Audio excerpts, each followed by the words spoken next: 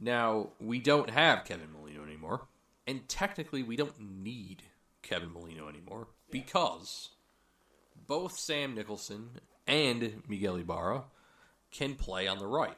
Sure. What we do need, and this is one of the reasons why Adrian Heath has Molino in central midfield all the time, is because we have a plethora of guys on the wing. Now, what do you do when you have a guy whose contract is up? Let me take a look here. Internet, please. Well, Dave's looking. I'm going to raid his beer fridge and grab more booze. Yeah, actually, could you get me a grab you one? Citra? Sure, man. Please. And while you're looking at that, Dave, maybe you should tell everybody why we're doing this from your basement and not a brewery. Yeah, so, we initially had this cool idea to set up shop in a craft brewery somewhere around town. And we stopped off at Omni. The friendly people of Omni agreed to let us do it. And when we got there, it was so packed that the noise alone would have been impossible. It is St. Patrick's Day. And so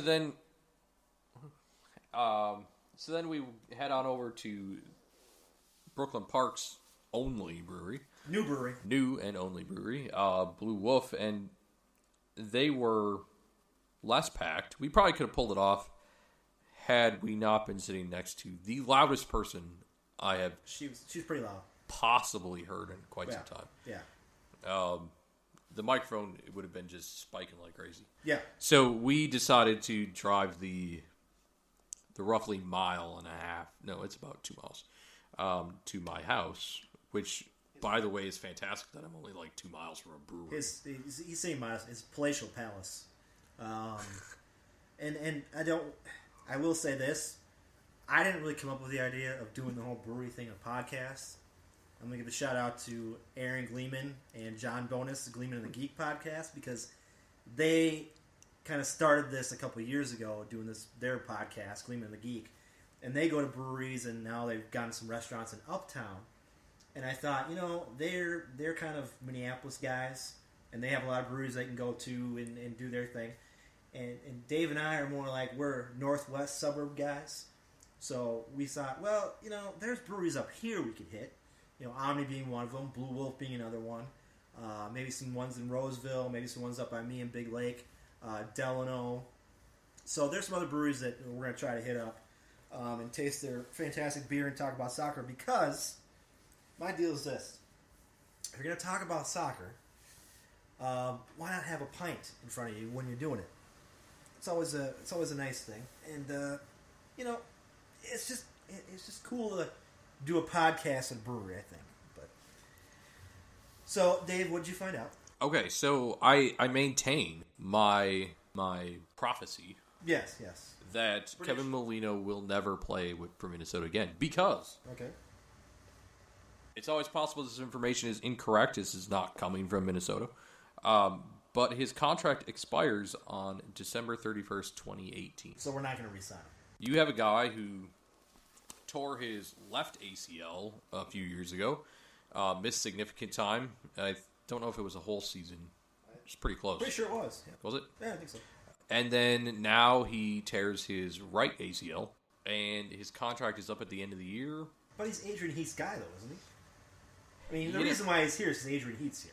I suppose we could learn just how stubborn Adrian Heath is. Mm-hmm. Or how stupid the front office is. I don't think the front office is stupid.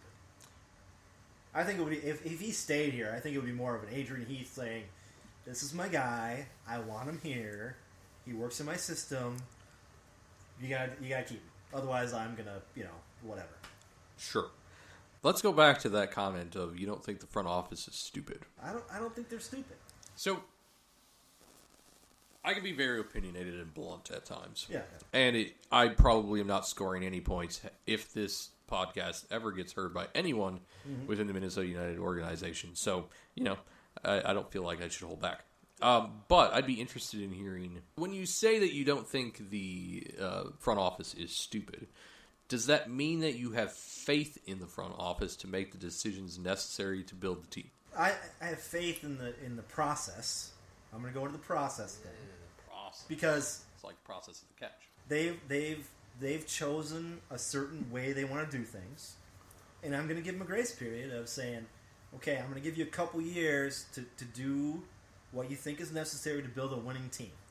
I can't all of a sudden jump on them for being stupid if I don't. Like, I just think that they're doing it the way they want to do it. It might take a couple years to do it. You know, we talked about this earlier about the Atlanta thing and between us and Atlanta. Okay, Atlanta had a different way of doing things. They went out and spent a lot of money. We went and said, okay, we're going to do this internal thing.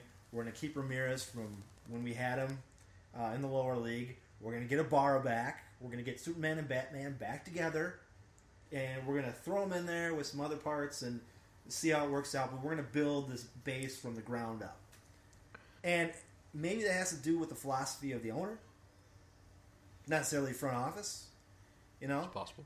I mean, he's the one putting the money in. Sure. I mean, does he have? Who knows if he has the type of money to put into doing what Atlanta did? Well, true, especially with the money that he put forward to the stadium.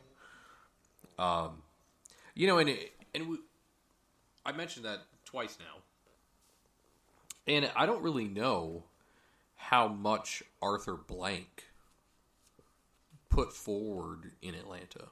Well, if he did at all, I mean, I know it was heavily financed by public. But he's the owner. Right. Right?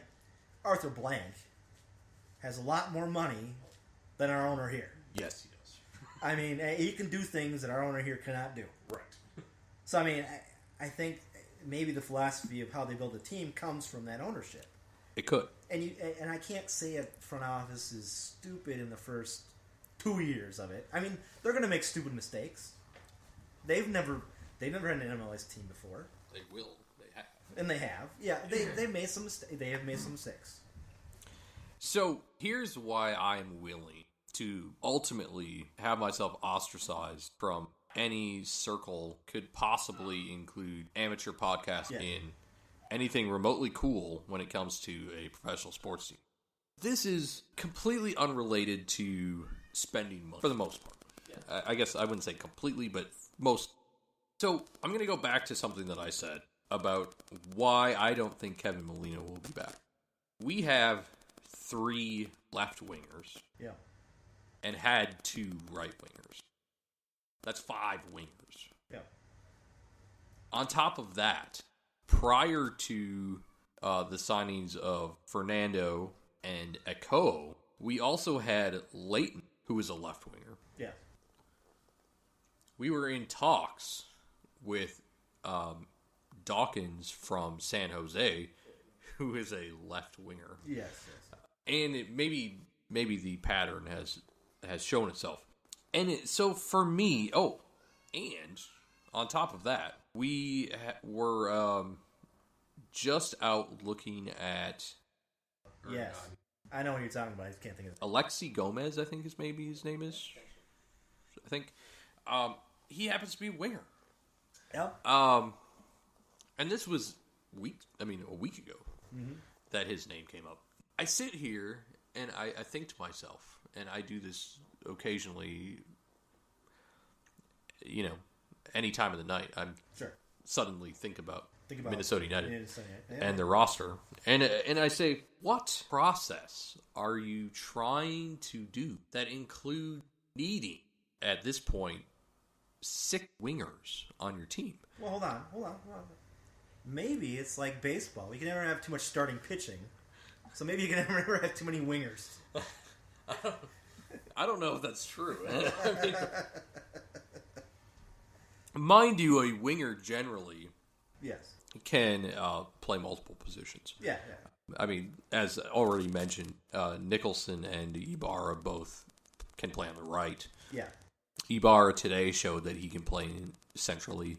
Nicholson back in Scotland, I don't know this is secondhand, supposedly could play central midfield. Yeah. So they're generally relatively versatile players. But at the same time, the central midfield position is kind of one of those positions where you want a guy that is meant for that position. He's played it for a while. Yeah. And the way Heath played Molino in the number 10 spot, that wasn't his position. Now, he played it at Trinidad. Yeah. But we're talking Trinidad. Yeah. Now, of course, they did beat the United States. Let's not bring that up. That doesn't need to be brought up. But it's not exactly a country that has the luxury of a significant player pool. No. And so when we think about the needs of the team, I think we need a number 10. And I've never heard any analyst suggest that's not the case. And then we replace, or we fill that position, fill that need with a guy that does not technically play that position, which creates some issues because whether or not he's going to be good at that role is left to be seen. I mean, now this season, in the, 120-some minutes that Molino played, he looked like maybe it was going to work. Yeah. It almost looked like Heath was mad scientist, genius. Yeah, genius. But at the same time, he's not meant for that role. So if there's one spot in the Minnesota United roster where they need to spend money, is the guy that's meant for that role. Having a player that's meant for that 10 spot can change the entire team. Yeah. And so when the guy that's playing it out of position goes down, you suspect, I mean, the rational, logical individual that I am in anyway, suspects that we're going to go out and find a number 10. Number 10, yes, yeah. The only two names that came up, again, I believe it's Gomez, a left winger, and Darwin Quintero, a forward.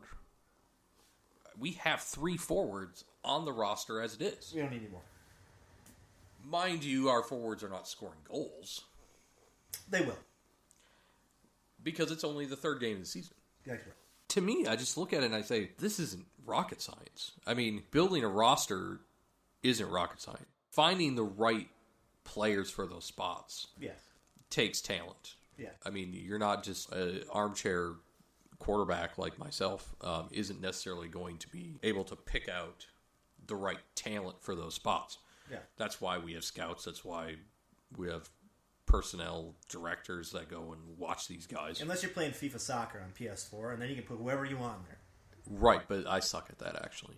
I can put whoever I want in there, and it works just fine with me. In fact, one game, I decided to put Francisco Calvo in central midfield. Oh. Just to see how it worked. It didn't work. Didn't work out.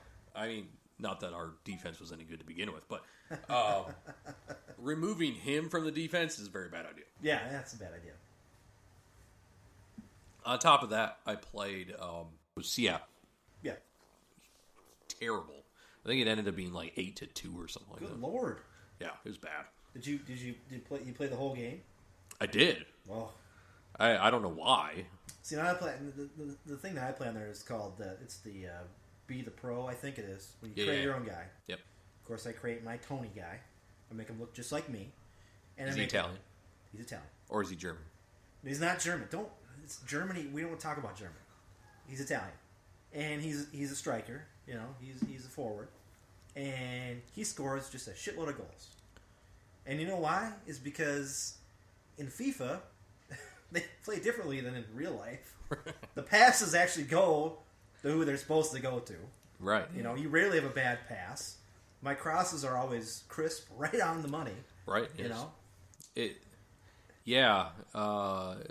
I think there could be something to FIFA changing the way that teams operate. Yeah. Because... Well, they're doing E-League now, aren't they? Yeah. United has an E-League to have 3 guys. Yeah. Who are playing FIFA for the United. Right. Which I think is like the coolest job ever. I thought it was completely insane when I heard it. But... No.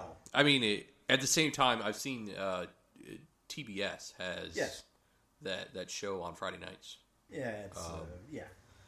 And the first time I saw it, I didn't watch it. I saw that it was on, and I was like, "What the hell?"